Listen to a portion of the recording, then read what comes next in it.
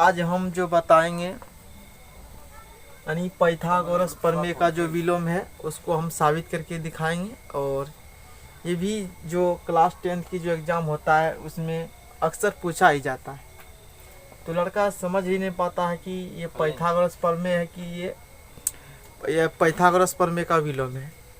तो इसको हम लोग समझाते हैं, इसका प्रोसेस क्या है और इसको हम लोग साबित कैसे करेंगे। यह तो आपको एग्जाम में पूछ देगा कि पाइथागोरस प्रमेय का विलोम, ठीक है, कि साबित करें, या तो इसको परिभाषा लिख के पूछ देगा, है ना। ये परिभाषा लिखा हुआ है, तो हम लोग परिभाषा को समझते हैं। अधिकतर परिभाषा लिखकर ही पूछा ही जाता है। करा कि यदि किसी त्रिभुज की एक भुजा का वर्ग, है ना, यदि किसी त्रिभुज की एक त्रिभुज दिया है, ये नहीं कहा कि ये समकोण त्रिभुज है, एक कैसा त्रिभुज है। कह रहा यदि किसी त्रिभुज की एक भुजा का वर्ग, है ना, तो हम लोग यानी एक त्रिभुज भी दिया है और एक भुजा का वर्ग भी दिया है। एक भुजा का वर्ग अन्य दो भुजाओं के वर्ग के योगफल के बराबर है ना। एक त्रिभुज दिया है और उस एक भुजा का वर्ग और दो शेष जो अन्य भुजा बचा है उसका वर्गों के योगफल के बराबर है। और ये सब हम लोग जो पढ़े हैं तो ये समकोण त्रिभुज में पढ़े हैं, लेकिन ये कहा नहीं गया है कि ये समकोण त्रिभुज है ना। तो हम लोग इसमें लिख लेते हैं, जैसे क्या लिखेंगे, दिया है, क्या दिया है, जैसे मान लेते हैं ABC एक त्रिभुज है ना। ये दिया है कि ये किसी त्रिभुज है, दिया है जिसमें क्या है, जिसमें एक भुजा का वर्ग, जैसे हम लोग मान लेते हैं जैसे ये त्रिभुज है, अच्छा से बना लेते हैं पिक्चर। एक त्रिभुज बना लिए, ABC ये दिया है, ठीक है, ये ने कहा ये समकोण त्रिभुज है। अब एक भुजा का वर्ग, तो जिसमें मान लेते हैं कि इसमें दिया है AC स्क्वायर बराबर किसके, AB का स्क्वायर प्लस BC स्क्वायर के वर्गों के योगफल के बराबर है ना। तो पहली भुजा का सम्मुख कोण, पहली भुजा किसको कहेंगे, जो हम लोग एक जब भुजा का वर्ग जो किए हैं AC को हम लोग यहाँ पहली भुजा कहेंगे, यानी पहली भुजा के सम्मुख कोण। अब पहली भुजा के सम्मुख कोण कौन होगा, तो ये वाला पहली भुजा का सम्मुख कोण होगा। तो यही हम लोग साबित करके इसमें दिखाना है कि ये कितना डिग्री है, 90 डिग्री है ना। पहली भुजा के सम्मुख कोण क्या होता है, समकोण होता है। ये चीज हमें साबित करके दिखाना है। तो लिख लेते हैं, तो साबित करना है कि क्या साबित करना है, तो डायरेक्ट लिख देते हैं कोण B बराबर 90 डिग्री, है ना। ये तो ये भी लिख सकते हैं, तो साबित करना है कि पहली भुजा के सम्मुख कोण समकोण होता है। तो इसके हमें साबित करने के लिए तो हमें इसी प्रकार हम एक समकोण त्रिभुज को लेंगे, ठीक है। इसी प्रकार हम एक समकोण त्रिभुज में लेंगे, तो उसको हम लोग बनावट में लेंगे। तो बनावट में क्या लेंगे, PQR एक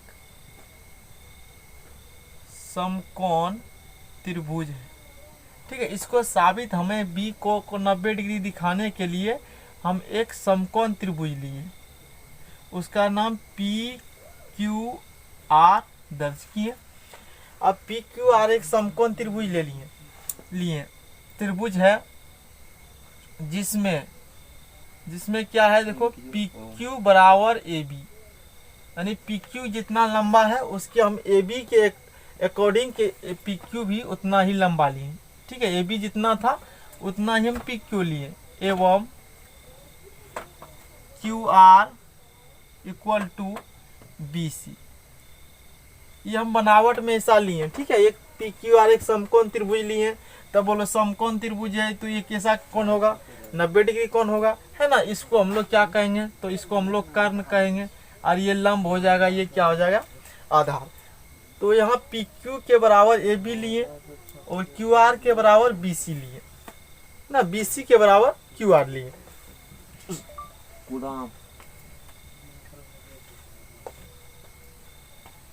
है, लिख लेते हैं।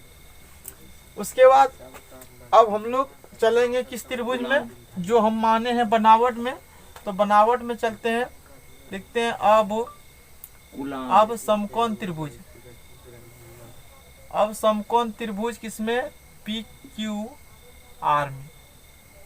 देखिए हम लोग समकोण त्रिभुज में, इसमें हम लोग ये फॉर्मूला लगाएंगे कि कर्ण का स्क्वायर, यानी कर्ण क्या है यहाँ पी आर, यानी पी आर का स्क्वायर हो जाएगा, और हो जाएगा कर्ण का स्क्वायर बराबर लंब का स्क्वायर, यानी लंब क्या हो जाएगा पी क्यू का स्क्वायर, और जोड़ आधार का स्क्वायर यानी क्यू आर का स्क्वायर। ठीक है, अब देखिए पी क्यू जगह हम लिख सकते हैं ए बी, और क्यू आर को जगह लिख सकते हैं बी सी। क्यों लिखेंगे, क्योंकि हम लोग पी जितना ए बी था उतना हम लोग पी क्यू ही लिए हैं, और जितना बी सी था उतना हम लोग क्या लिए हैं क्यू आर।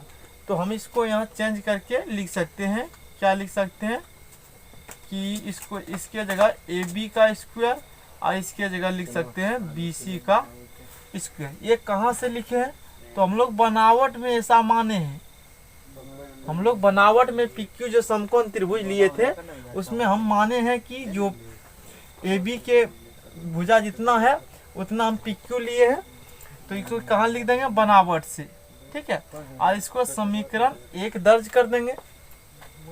उसके बाद परंतु लेकिन दिया है, क्या दिया है, लेकिन ये चीज हमें एगो त्रिभुज में दिया है कि जो ए सी जो स्क्वायर है ना, ए बी स्क्वायर किसके बराबर है, बी सी स्क्वायर के योगफल के बराबर है। तो लिख लेंगे लेकिन दिया है, क्या दिया है, ए सी स्क्वायर बराबर ए बी स्क्वायर जोड़ बी सी स्क्वायर। तो ये हो गया समीकरण 2। अब समीकरण 1 और 2 को देखने के बाद पता चलता है कि A B square plus B C square, इसमें भी A B square plus B C square है। तो एक तरफ बराबर है तो इधर भी क्या हो जाएगा, बराबर हो जाएगा। तो लिखेंगे समीकरण 1 एंड 2 से, समीकरण 1 एंड 2 से इधर भी क्या हो जाएगा, बराबर, यानी पी आर स्क्वायर बराबर ए सी होगा। यहाँ मिस्टेक हो गया थोड़ा, नहीं यहाँ ठीक है, सही है। तो यहाँ क्या हो जाएगा, ए सी स्क्वायर, है ना। ये है समीकरण 1 और समीकरण 2।